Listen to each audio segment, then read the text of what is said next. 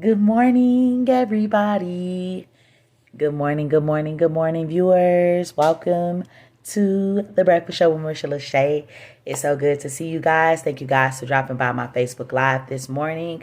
This is season 3. If you missed out on season 1 and 2, please feel free to head to the YouTube channel at One Man Army Network ! But if another way that you can locate these videos and things like that is by typing in Marisha LaShay on YouTube, Marisha, and then LA capital SHAY. Yes, and when you do, that's when it'll bring up the One Man Army Network page. So you will see the content on there for myself and from my teammates, my father, my cousin Kennedy, and our other teammates, Jaden and Nevaeh. So yes, this is season 3 of The Breakfast Show. And I'm definitely ecstatic. But first, giving honor to God, who is the head of my life, my parents, my son. Thank you for my constant supporters from season 1, season 2, season 3. I want to take a moment to actually reflect on this opportunity that I have been embarking on for some time. This is my 3rd time coming around, and I am forever, ever grateful. I don't take this lightly. I'm very ecstatic about this, mainly because I continue to keep evolving each season and bringing different content. This season, I challenged myself to talk about the things I never talked about, like self-esteem, autism, black boys, graduation, and more. These are just a few things that I am going to talk about if I haven't already talked about them previous days before, but more so that's coming up. So sit back, relax, and lend me your ear. I am Marisha LaShay, and I'm your host doing the most. I am a native of Chicago, and I am also checking in from Atlanta, Georgia. A lot of people are probably wondering and thinking, what is the Breakfast Show, Marisha LaShay? This platform was created to engage an audience worldwide with thought-provoking questions or statements to encourage open dialogue to gain insight on multiple perspectives on a question or this particular statement. Today is day 19 for the Breakfast Show, and this show will be in effect for the next 11 days. It is also Juneteenth. Happy Juneteenth, my fellow viewers, family, friends, everybody. So welcome again, and I hope that you guys would join this journey with me, and I look forward to y'all being with me. So for the next part of the show, we do our quick check-in. When we do the quick check-in, this is based on a scale 1 to 10. 1 being the worst day of your life, 10 being the best day of your life. 1 is like, with being the worst day of your life, you can be below a 1. You could be in the negatives. Nobody can ever tell you how to feel. So that's why I just kind of open up the realm just of giving you an overview and explaining it to you. And if you are at 10, it being the best day of your life, you can be above a 10. You could be an 11, a 20, a 50, 1,000, an infinity. Whatever that you feel led to be for that particular day at the top of the morning, then that's where you are. And if you are deciding to be, not on the scale, that is totally up to you. Today, I'm on 1,000,000. And I'm on 1,000,000 because I love to hear success stories. I am a success story. My good friend called me this morning, shared some awesome news with me, and I'm forever grateful. And I'm starting the breakfast show at a later time on the weekends. So I'm definitely grateful about that. That 5:30 in the morning, I just need to be transparent with myself and with you all that 5:30 in the morning, baby, a struggle. Okay, is what that is. But I'm just grateful to be here, to be committed to you all and to what I do. So thank you guys for your patience and your flexibility. Meanwhile, please feel free to drop how you feeling today on a scale 1 to 10. 10 being the best day of your life, 1 being the worst day. You may share why you feel this way if you feel led to.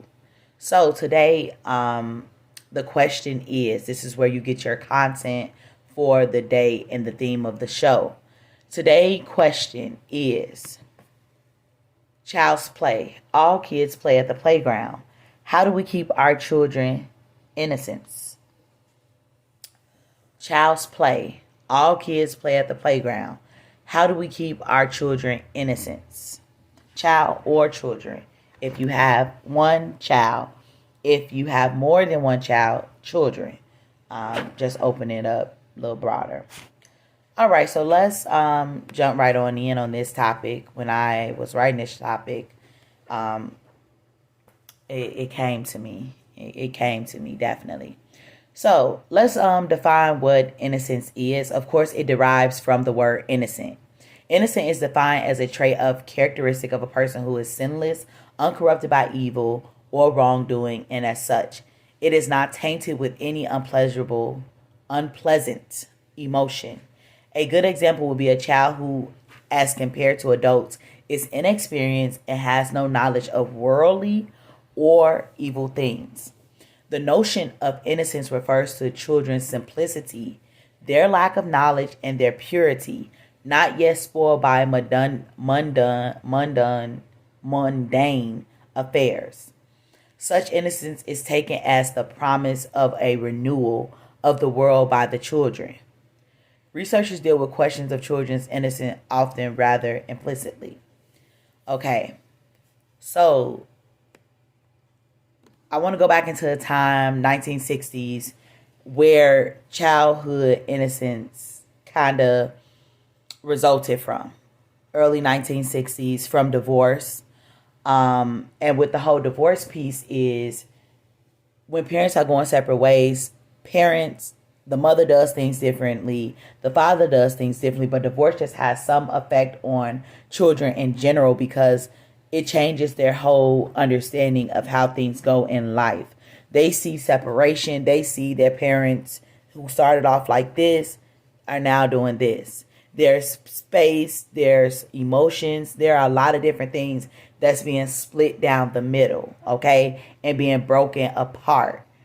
And with that, it may require the oldest child to have to step up. And at that point, they're no longer taking on childhood responsibilities. They happen to step into a new role. Meanwhile, the breakdown of the family, that kind of ties in grandma dies, who was the glue of the family, and now things are just breaking down. And, some people with death, they never get over how to move on with death or never stop grieving and being productive in their grieving and whatnot. But it's a trickle down effect. Because the grandma died, mama don't do this no more. Because the grandma died, daddy don't do this anymore. Because the grandma died, the family is feuding, and all these different things affects the child. The environment in which a child is in is affected. Meanwhile, moving on to women's liberation. Women's becoming liberated, okay? Us wanting to start businesses, us wanting to take on non-traditional roles and non-traditional jobs. When back then in the 1960s, everybody had a man to depend on, but because there are single mothers out there. They may not have started off as single mothers, but they are out there, okay? And us women taking these jobs as a single parent, you have to have somebody to watch them. You might have more than one child where that oldest child has yet have to step into the role of becoming the secondary parent. We see this a lot in the school system where the oldest child is a secondary caretaker when mama got to sit up there and work them non-traditional hours or whatever, or get a job that she can afford to work, just to be able to put food on the table, clothes on her kids' back, and things like that. It's weakened their protective membrane that once sheltered children from having that precautious experience and knowledge of the adult world. And with that precautious experience, these are things that they didn't know. They didn't know about that. It's the lack of knowledge, but now they have to know. Now they have to jump into the swing of things, or these children will be lost. So then the next question leads into my next point of at what age does a child lose their innocence? A most recent international survey states that children lose their innocence by the age of 12. They do so because it's the pressures and the pleasures of the modern life. We're talking about life right now, especially during COVID, especially during just these moments that we are challenged, okay? And kids need their innocence because it's a tool for dealing with uncertainty and the insecurity of life when one is rather helpless, which children are helpless. You know what I'm saying? And we have to help our kids to understand what's for kids is for kids. What's for adults is for adults. But a lot of these kids are basically pretty much raising themselves when it come down to their innocence and not being able to understand some things. Like they'll be learning these things in the streets or from other kids, because a lot of our kids, some of our kids are very advanced for their age. Like, for instance, my son is very advanced for his age. You know what I'm saying? And that's because he's been exposed to adult-like things. Some, it's never intentional, but single mother. Him having to be in different environments. Let's talk about it. As a parent, you make mistakes. You don't realize things until later. And I'm not getting on here to bash any parents. I'm not getting on here to stand in my truth. I'm getting on here to educate and to just say, hey, this is what's going on and what we could do about it. You're sitting down thinking about your overall plans and putting your child at the top of your decision making versus your wants is very important. That's one of the things as a parent that we could stop and do. Okay?